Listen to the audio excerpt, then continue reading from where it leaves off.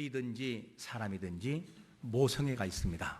이 모성애는 참 대단한데 그 중에 바다에 사는 문어, 이 문어 같은 경우에는 모성애가 참 지극합니다.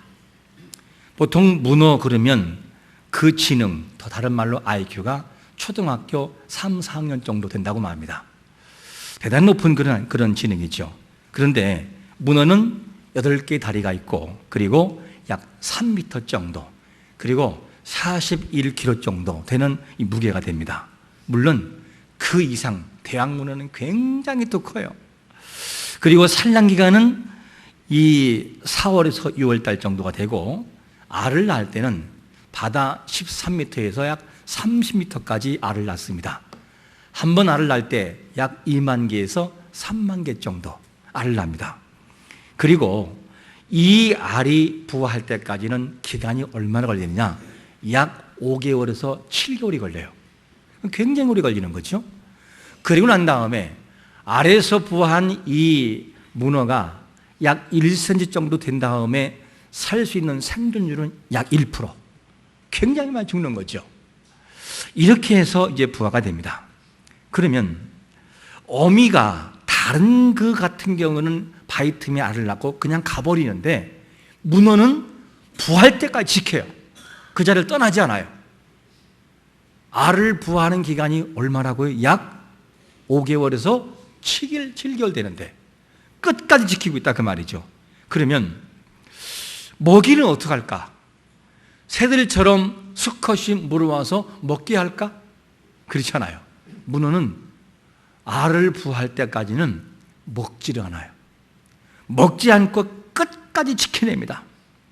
그리고 새끼를 보호해야 되는데 지쳐가지고 쓰러질 정도가 되면 자기 다리를 잘라 먹어요. 그래서 새끼를 보호합니다. 이래서 알을 부화시키는 거죠. 그리고 알을 부화하기 전후에서 이 어미 문어는 죽습니다. 이게 어미예요. 그리고 문어예요. 여러분, 말을 못하는 동물도 이 정도의 모성애를 가지고 있어요. 그러면 이 모성애는 어디에서 왔을까 하는 것입니다. 우리의 도덕성, 우리의 가치, 우리의 선함, 우리의 양심은 우리가 만든 것이 아니라 원형 되시는 하나님으로부터 온 거죠. 하나님의 속성이 그래요. 속성이. 그러니까 우리의 선한 양심이 있는 것은 하나님의 형상을 닮았기 때문에 마음을 가지고 있는 거예요. 새끼를 위해서 어미가 죽음을 맞이하면서까지도 새끼를 지키는 것은 하나님의 거룩한 속성이 인간과 동물에게 비춰진 거죠. 그런 그림자, 이것도 하나의 하나님의 형상 속에 포함되는 것입니다. 그러면 말을 못하는 이 문어도 동물도 이 정도의 모성애가 있다면 원형이신 하나님은 어떠할까? 원형이신 하나님의 사랑하심은 대체 어느 정도 클까? 그 사랑은 우리가 상상할 수 없고 이 뇌에 다 담을 수 없어요. 너무 크고 깊기 때문에. 그 하나님은 그 인생들 사단의 종에 대해서 영원한 형벌 속에 이미 떨어진 인생들을 향해서 어떻게 하죠? 자기 아들을 십자가상에 내놓아요. 그리고 그 당신의 아들이 처절하게 죽어져 가는 모습을 다 지켜보시고 하나님의 마음속에 담고 이거를 참아내셔요. 그것이 아버지의 원형이신 사랑이에요. 그 사랑 때문에 우리는 지금 이 시간 자유하고 하나님을 찬양할 수 있는 것을 믿으시기를 축원합니다. 이 사랑을 깊이 한다면 하나님을 절대로 떠날 수가 없다는 거죠. 떠날 수가 없어요. 그러면 그 사랑하심은 지금까지 계속해서 영원전부터 흘러오고 있었어요. 그러면 이 하나님의 기대와 사랑하심을 오늘 본문에 나오는 사울 왕은 알고 있을까 하는 것입니다. 이 하나님의 깊은 사랑과 기대를 알고 있느냐? 출발은 알고 시작하지만 점점 하나님을 떠나게 되죠. 이게 사울의 모습이었어요. 하나님이 사울을 얼마나 사랑했으면 초대 왕으로, 이스라엘의 초대 왕으로 세워버려요. 그냥 이게 하나님의 사랑이었어요. 그러면 이 하나님의 극진하신 사랑 앞에 사울은 어떤 태도를 취할까 하는 것입니다. 첫 번째 이런 태도를 취해요. 자, 이때 이 하나님께서는 뭐라고 말씀하냐면 첫 번째로 이렇게 말씀합니다. 후회하심이었다. 이렇게 말해요. 후회했다. 11절에 보시면 이렇게 말씀합니다. 내가 사울을 왕으로 세운 것을 후회하노니 그가 돌이켜 나를 따르지 아니하며 내 명령을 행하지 아니하였음이니라 하신지라. 사무엘이 근심하여 온 밤을 여호와께 부르짖으니라. 하나님이 너무 사랑했던 사울이 하나님을 떠남으로 하나님 뭐라고 하느냐? 후회하신다. 이렇게 표현해요. 후회한다. 하나님은 변함도 없으시고 그림자 없으시고 후회함도 없어요. 그런데 오늘 본문에 후회라는 표현을 써요. 이거는 뭐냐면 인성적인 표현이에요.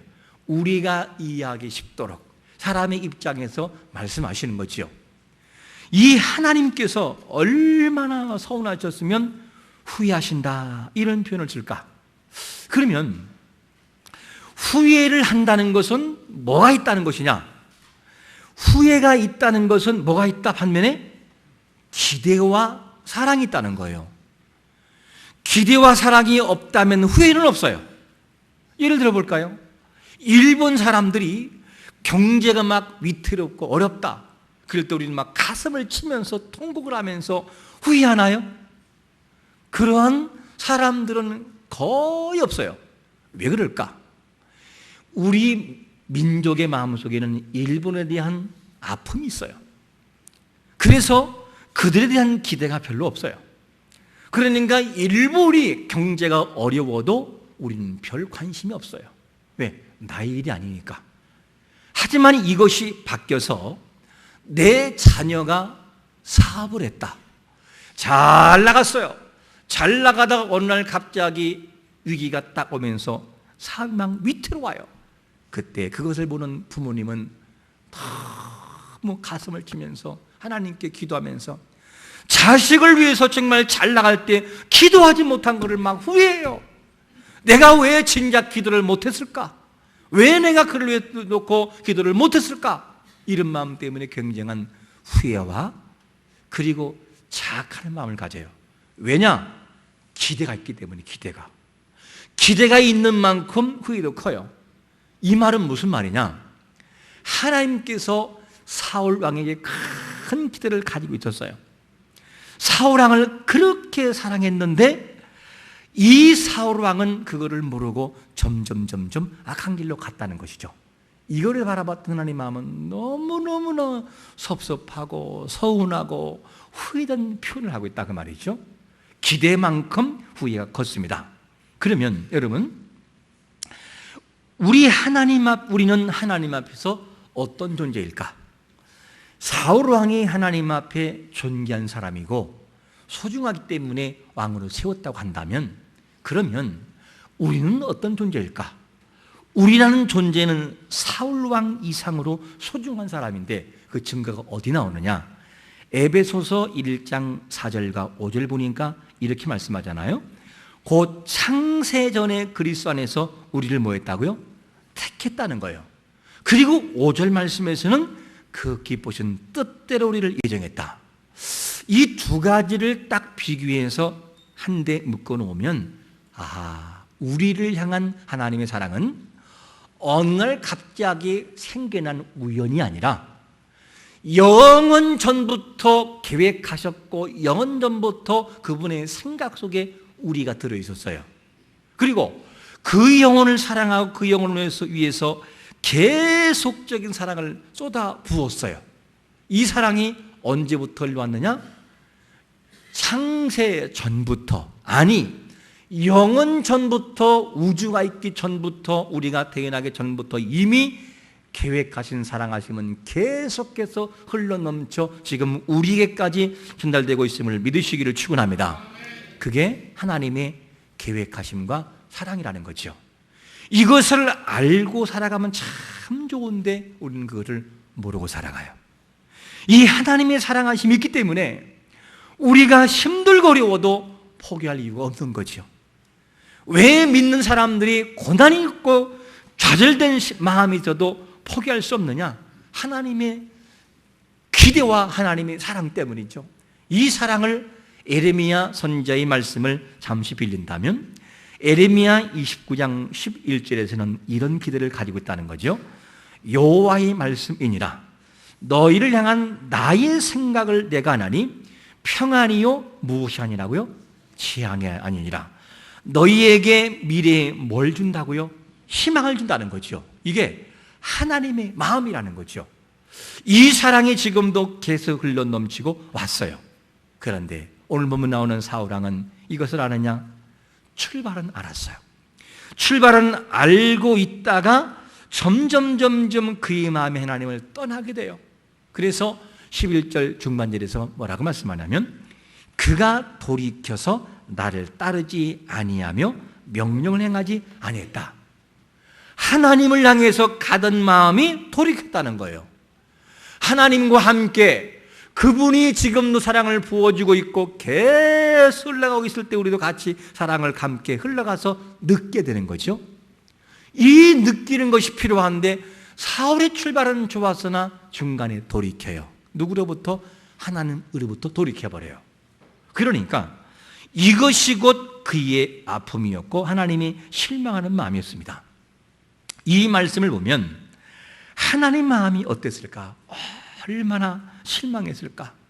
하나님을 떠나는 사울의 모습을 바라봤을 때 하나님이 얼마나 실망스러웠을까?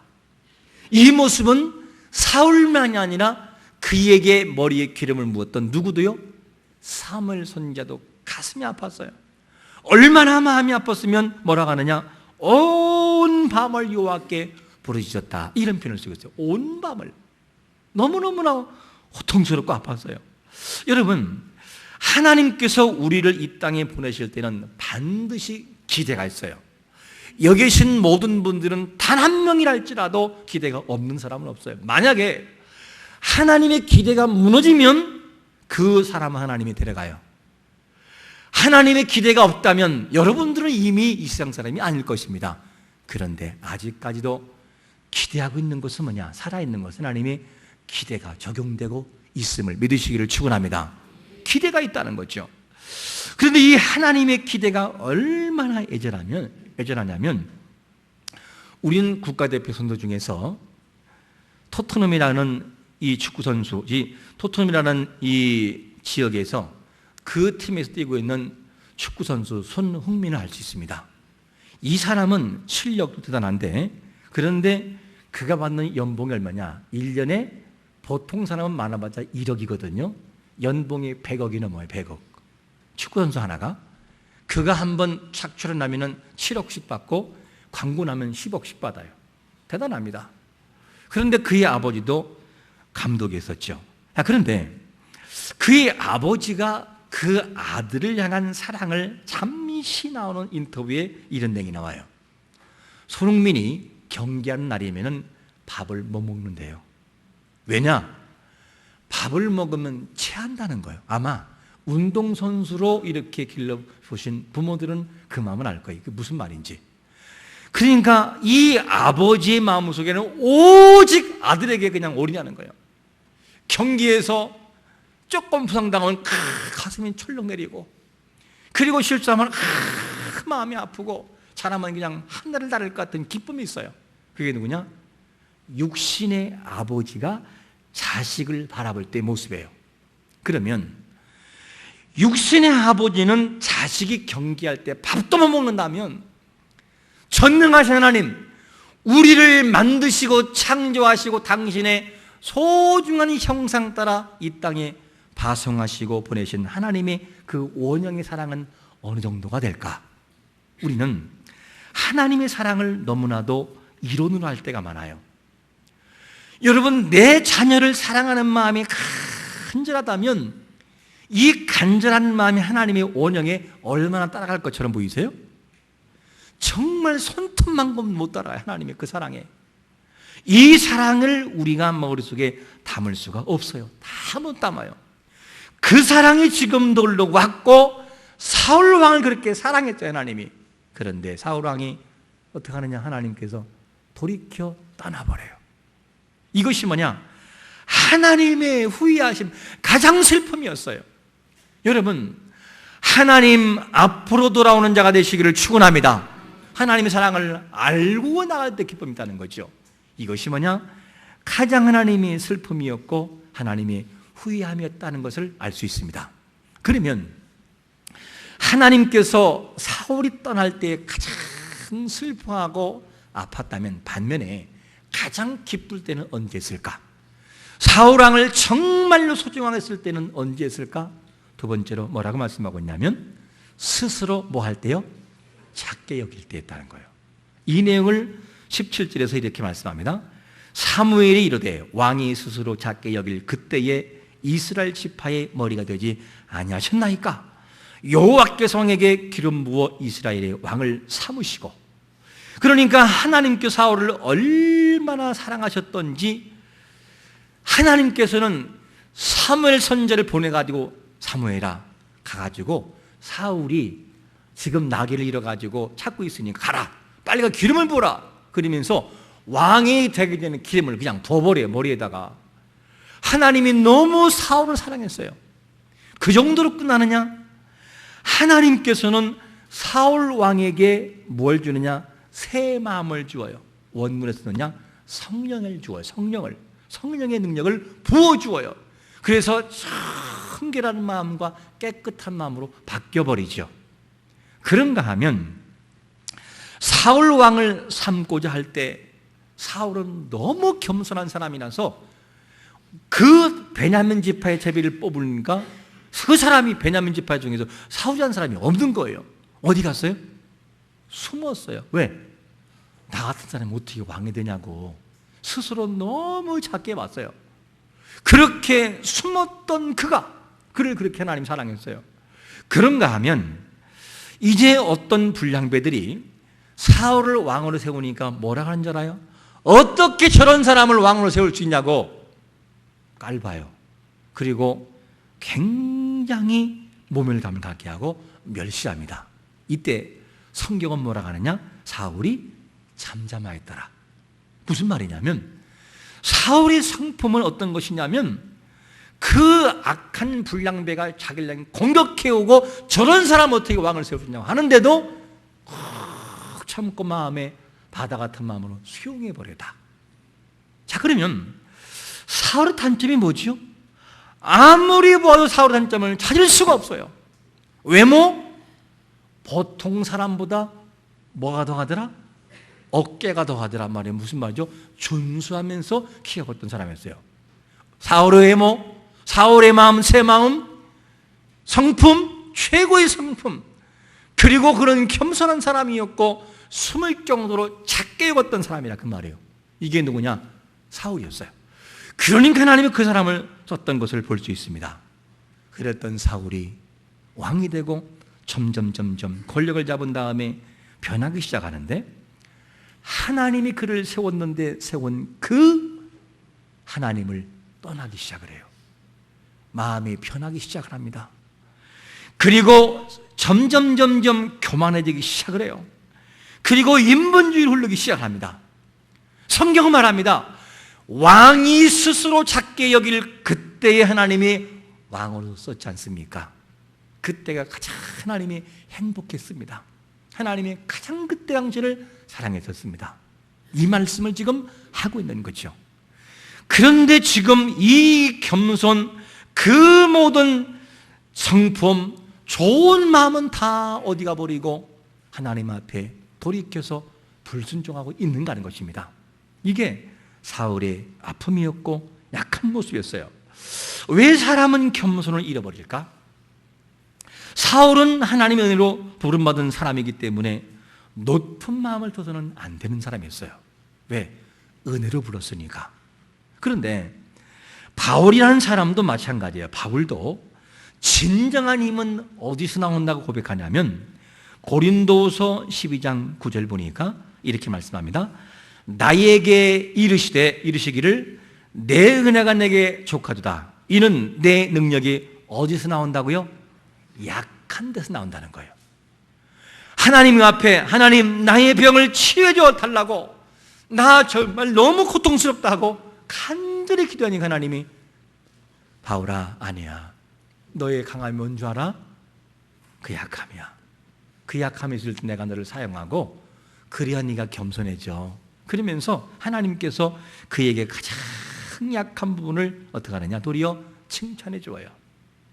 여러분, 하나님 앞에 겸손하게 낮아지면 하나님이 귀하게 사용할 수 있는데 사울은 이것을 버려버린 것이죠. 왜 인간이 이거를 모르는 것일까? 하나님 앞에 정말로 낮아지면 하나님이 그를 사용할 텐데 사울 왕은 이거를 그냥 깜빡 잊어버리고 말았어요. 여러분, 사울 왕은 참 안타까운 것이 뭐냐면 모든 걸 갖춘 사람이었어요. 어느 무엇 하나 흠을 잡으려고 해도 흠을 잡을 길이 없어요.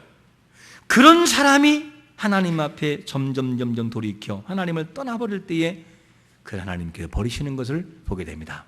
여러분, 하나님 앞에 스스로 작게 여긴다는 걸 좀 더 보충 설명한다면 어떤 것일까?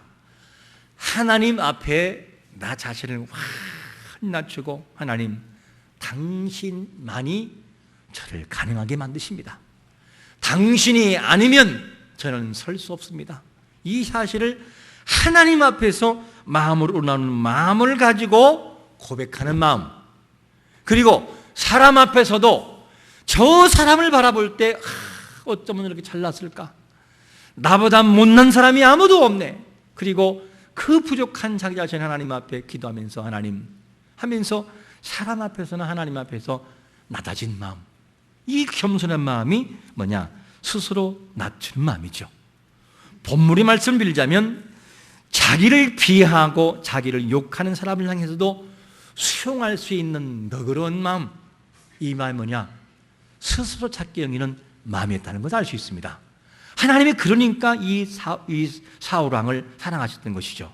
여러분, 우리 마음 중심 속에 어떤 상황이 날지라도 낮은 마음, 작게 여기는 마음을 통해 하나님 마음에 쏙 드는 자가 되시기를 축원합니다.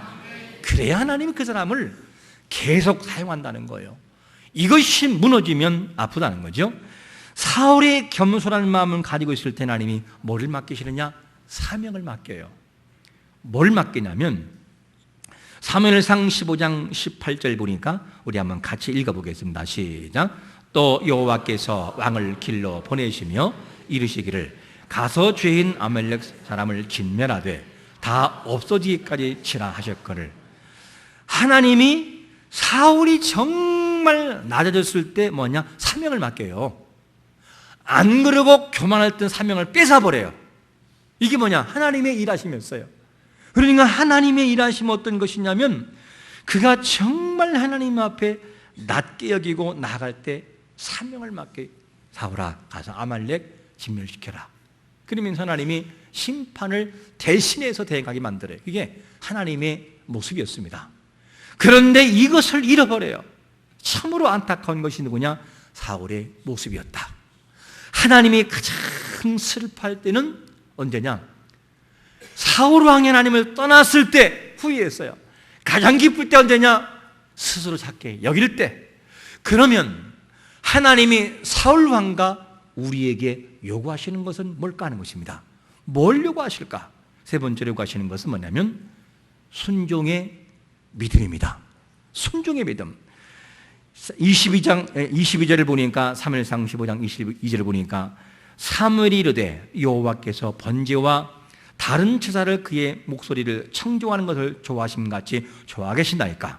순종이 제사보다 낫고 듣는 것이 순양한 기름보다 낫다는 거죠. 여러분, 하나님의 사울에게 요구하시는 것이 무엇이냐면 말씀에 순종하는 자세였어요.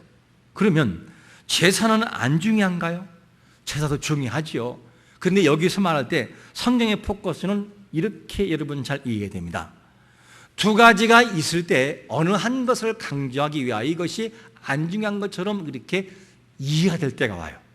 본문에서 이 다른 제사보다도 더 중요한 것이 순종이라는 것을 강조하기 위해서 순종을 굉장히 부각시켜요. 그러니까 여기에서 순종이라고 하는 것은 뭐냐면 제사보다도 앞서는 것이 순종이에요. 가장 우선순위가 뭐냐면 순종입니다. 하나님 앞에 순종하지 않고 제사를 드린다? 하나님이 안 기뻐하셔요. 그런데 이 제사를 드리기 위하여 준비의 우선순위가 뭐냐면 하나님 말씀 앞에 순종하고 하나님 감사합니다고 그분 앞에 드려질 때 하나님이 받으신다는 거죠. 이거를 기뻐하는 것입니다. 그런데 이 사울 왕은 이것을 해낼 수가 없었어요.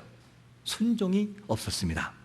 아담이 아무리 행복한 에덴 동산이 있어도 불순종할 때는 뭐가 되죠? 영원한 생명을 잃어버려요. 반면에 노아 같은 초라한 인생을 할지라도 말씀에 순종하고 방망이를 뚝딱거리면서 방주를 예비할 때는 가족이 구원돼요. 인류가 번성하기 시작을 합니다. 이게 순종의 힘입니다. 그러므로 이 순종이라고 하는 것은 참 중요한데 순종하지 않고 거역하는 것은 하나님이 어떻게 다루시냐면 굉장히 크게 다루셔요. 사무엘상 15장 23절에 보니까 이렇게 다루셔요. 이는 거역하는 것은 뭐와 같다고요? 점치는 죄와 같고 완고한 것은 사신 우상에게 뭐라는 것이라고요? 절하는 죄와 같다는 것이죠. 굉장히 크게 다뤄요. 하나님 앞에. 그러니까 사울 왕이 하나님 말씀에 거역하고 순종하려 하는 것은 이렇게 다뤘던 거예요. 이렇게 굉장히 크게. 그러므로 하나님이 정말 원하시는 것은 뭐냐면 순종이었다 하는 것을 알 수가 있습니다. 여러분, 이 말씀을 보면 순종하지 않고 거역하는 것은, 즉 거역하는 것은 점친죄와 같고, 그리고 완고한 것, 다른 말로 말하면 오만하고 뻔뻔스럽고 옹고집적인 고집을 부리는 것은 뭐와 같으냐? 우상숭배를 섬기는 것과 같다는 거죠. 여러분, 하나님 앞에 고집 부리지 말고 돌아오는 자가 되시기를 축원합니다. 그게 살 길이라는 거예요. 하나님 앞에 자복하고 하나님 앞에 엎드리면 하나님이 그를 사랑하시는데 그렇지 않으면 희망이 없다는 것이죠. 이거를 우리에게 말씀하고 있습니다. 자, 그러면 우리가 오늘 본문을 통해서 볼 수 있는 것이 뭐냐면 개인의 신앙이 무너지면 모든 것은 무너진다는 거예요. 이스라엘의 초대 왕이었던 사울이 비록 왕의 신분이었지만 그의 개인적인 신앙, 하나님을 떠나버리는 개인의 신앙이 무너지는 순간 나라의 위기가 다가와요. 굉장히 중요한 부분이에요. 그러므로 모든 출발은 뭐냐? 개인적인 신앙으로부터 출발한다는 거죠. 이 우리의 가정과 구역과 교회와 나라와 모든 것은 큰 것의 출발이 아니라 나 개인으로부터 출발되는 거예요. 그러므로 하나님으로부터 떠난 우리 마음들이 돌아올 때 가정이 희망이 있고 구역이 희망이 있고 교회가 희망이 있고 나라가 희망 있는 것을 믿으시기를 축원합니다. 이것이 우선순위라 그 말이에요. 이것을 하지 않으면 안 된다는 거죠. 그러면 중요도를 바라볼 때 사울은 한 나라의 왕이었어요. 그게 구약적인 사울의 왕이었다면 신약의 우리는 어떤 존재일까? 우리도 굉장히 중요한 존재예요. 우리를 일컬어서 뭐라고 말씀하냐면 베드로전서 2장 9절에 보니까 이렇게 말씀합니다. 그러나 너희는 뭐라고요? 택하신 족속이요 왕 같은 제사장들이요 거룩한 나라라는 거죠. 이 내용을 바라볼 때 중요하지 않은 사람은 아무도 없어요. 다 중요하죠. 이렇게 중요한 우리가 하나님을 떠나 그분을 거역한다면 위기가 다가온다는 거죠. 위기. 그래서 우리 개인뿐만 아니라 우리는 계속적으로 우리를 놓고 기도하면서 가정을 놓고 그리고 이 나라의 대통령과 위정자를 놓고 정말 기도만 해야 됩니다. 그 한 사람의 신앙이 무너지고 그 한 사람의 불신과 거역이 나라의 위기를 다가온다는 거예요. 이걸 바라본다면 우리 개인으로부터 시작하여 각자 한 사람 한 사람의 그 요직에 있는 사람들이 얼마나 중요한지를 우리가 깨닫게 되는 거죠. 사울 왕이 무너질 때 나라가 무너질 위기에 있다는 것입니다. 너무나 중요한 거예요. 그러므로 이 나라를 놓고 기도할 때 특별히 우리 위정자를 놓고 많이 기도해야 돼. 하나님, 이 나라의 모든 위정자가 하나님을 거역하지 않게 하옵소서. 거역은 하나님이 크게 다뤄요. 그리고 이 나라의 모든 민족의 중자들이 하나님을 두르게 해달라고 기도하셔야 돼요. 그리고 우리 교회가, 그리고 구역원들이, 그리고 모든 가정이, 우리 개인이 그런 마음을 갖도록 하나님께 간절히 기도하는 것이 너무나 중요합니다. 여러분, 하나님 앞에 돌아오지 않으면 희망은 없어요. 반드시 돌아와야 됩니다. 그래야 희망이 있습니다. 그래야 개인과 가족과 구역과 교회와 나라가 희망이 있다는 거죠. 여러분, 나라의 위기는 출발이 뭐냐면 나라로 출발되는 것이 아니라 밑바탕의 개인의 신앙로부터 출발한다는 거예요. 여기서 무너지면 모든 것이 다 무너져 버려요. 그래서 개인의 신앙을 굉장히 중요시 다루는 것을 보게 됩니다. 그래서 하나님께서 이스라엘 민족을 죄를 다루실 때는 전체를 다루되 반드시 한 사람의 죄가 있으면 전체를 같이 다뤄요. 공동 책임을 물어요. 굉장히 중요한 부분이죠. 여러분, 소돔과 고모라가 망한 이유는 죄인이 많아서가 망한 것이 아니에요. 죄인이 많아서 망한 것이 아니라 의인이 몇 명이었기 때문이냐? 10명이었기 때문에. 의인이 10명이 있었으면 소돔과 고모라는 안 망했어요. 예루살렘 성이 망한 것은 무엇 때문이냐? 예루살렘 성이 망한 것은 의를 행하는 단 한 사람이 없다는 거예요. 한 사람이. 단 한 사람이. 그게 뭐냐면 망한 이유였어요. 여러분, 이 내용을 바라본다면 우리는 이 시간에 물어야 됩니다. 우리는 지금 어디에 서 있으십니까? 내가 지금 서 있는 자리가 하나님이 기뻐하는 자리입니까? 그렇지 않은 자리이십니까? 하나님이 기뻐하는 자리가 아니라면 하나님 앞에 간절하게 돌아와야 돼요. 고집을 꺾고 그분 앞에 차복하고 사울을 기뻐할 때에 스스로 낮게 여겼던 그 마음처럼 작게 여긴 마음으로 돌아가야 됩니다. 그때의 회복이 있어요. 그때의 개인의 희망과 가정과 교회와 나라의 희망이 있는 것입니다.